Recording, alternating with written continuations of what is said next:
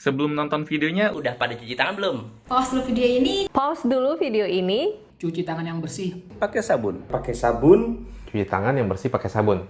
Ayo, kita tungguin. Dan kalau kalian udah cuci tangan, Silakan lanjut nonton videonya. Silahkan nonton videonya. Nontonnya di rumah aja ya. Nontonnya di rumah aja ya, jangan kemana-mana. Jangan kemana-mana.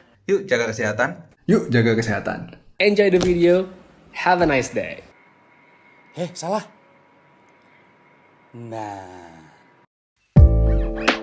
I ain't trying to bother. Kehadirannya seakan kayak sebuah sinyal kalau Samsung tuh siap untuk head to head sama brand value for money kayak Xiaomi dan Realme. Bukannya selama ini nggak siap ya, cuman pilihan produk Samsung di harga flagshipnya Xiaomi dan Realme itu tuh ya Samsung seri A.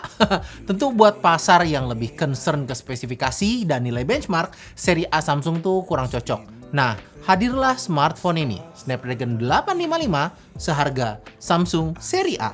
Ya, ini adalah Samsung Galaxy S10 Lite. Dia tuh dijual di kisaran harga 8 jutaan, nyaris 9 juta lah. Masih sejuta lebih mahal dari Mi Note 10 Pro ataupun Realme X2 Pro. Meski begitu, saya tuh masih ngerasa bahwa Samsung S10 Lite ini adalah smartphone yang memang didesain untuk mengambil ceruk konsumen yang melek spek.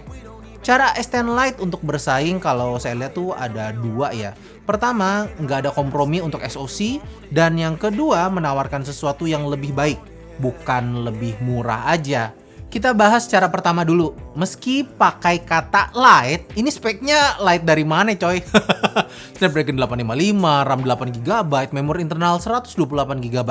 Ekspansi memori juga tersedia meski hybrid sama slot SIM 2. Buat performance, well, sobat udah familiar ya sama performance-nya Snapdragon 855. Respons layar juga bagus. Saya tuh nggak ada keluhan kayak pas lagi review Realme X2 Pro. So, spec-wise nggak ada yang bisa saya keluhkan. Kemudian, cara kedua adalah menawarkan sesuatu yang lebih baik. Karena kalau nggak bisa mengalahkan di sebuah sektor, ya setidaknya ada bagian lebih baiknya lah. Ngasih diferensiasi gitu. Nah, yang ditawarkan sama S10 Lite ini tuh bukan resolusi kamera lebih tinggi atau hal lain yang bisa kelihatan dari tabel spesifikasi. Melainkan hal yang paling penting, yaitu user experience.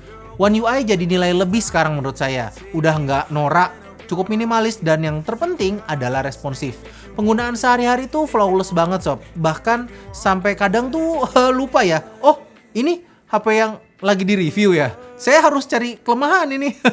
Saking tanpa hambatannya tuh sampai lupa kalau kadang tuh harus dirasain gitu loh. Dan enaknya di One UI itu tuh bukan cuma responsif dan minimalis doang ya.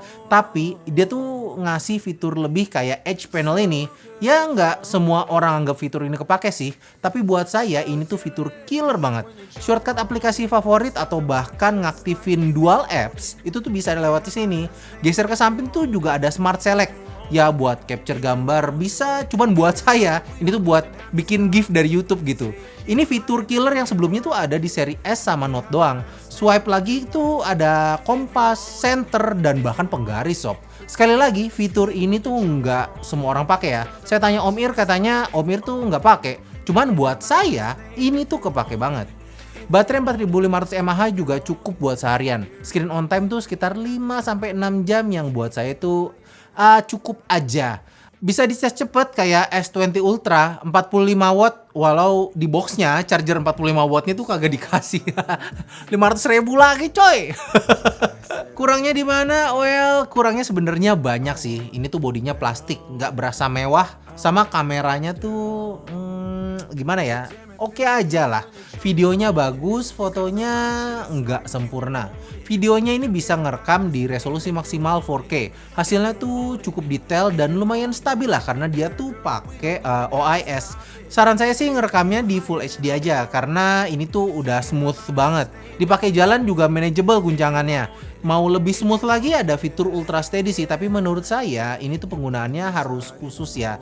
Contohnya lagi naik kendaraan. Nah, fitur ini tuh baru cocok banget kalau kondisinya seperti itu. Ambil video itu kayak pakai gimbal gitu, walau sharpness-nya agak berkurang karena sebenarnya fitur ultra steady ini tuh dia nge-crop dari lensa ultra wide. Nggak cocoknya itu pas dipakai kalau misalnya pakai jalan, jadi agak jelo-jelo gitu deh.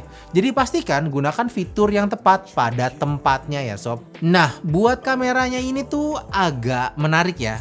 Pakai 3 kamera, 48 megapiksel kamera utama, terus 12 megapiksel ultra wide dan 5 megapiksel makro kamera. Samsung nggak ngasih depth kamera di sini. Buat detailnya tuh cukup. HDR juga bagus, baik di kamera utama ataupun ultra wide angle-nya. Seneng banget foto-foto ultra wide angle kalau misalnya HDR-nya tuh kayak begini. Kamera makro 5 megapikselnya ya lumayan kepake, walau saya tuh nggak sesering itu juga ya pakai lensa makro. Saya tuh sebenarnya lebih suka fitur live focus atau bokeh-bokehannya. Karena Samsung lebih memilih ngasih lensa makro bukan depth. Jadi tuh bokeh-bokehan di S10 Lite ini tuh jadi nggak sempurna ya. Kadang kelihatan aja tuh ada miss, walau ya nggak selalu meleset juga.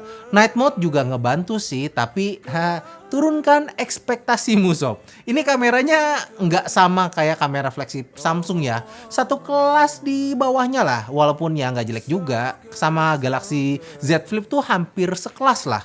Sementara untuk selfie-nya, well it's fine ya, cukup kepake lah. Cuman saya tuh ngelihat S10 Lite ini tuh sebagai satu kesatuan.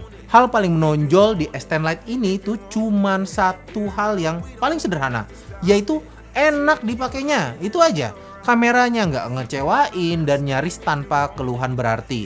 Hal paling berat menurut saya tuh ada di materialnya yang masih pakai plastik ini. Well, you know, hampir 9 juta tapi masih pakai plastik tuh kayak kurang terasa mewah gitulah. Karena saya tuh suka kemewahan. Tapi ya itu aja sih. Jadinya apakah worth keluarin lebih 1 juta untuk dapat rasa lebih nyaman? Buat saya sih worth it.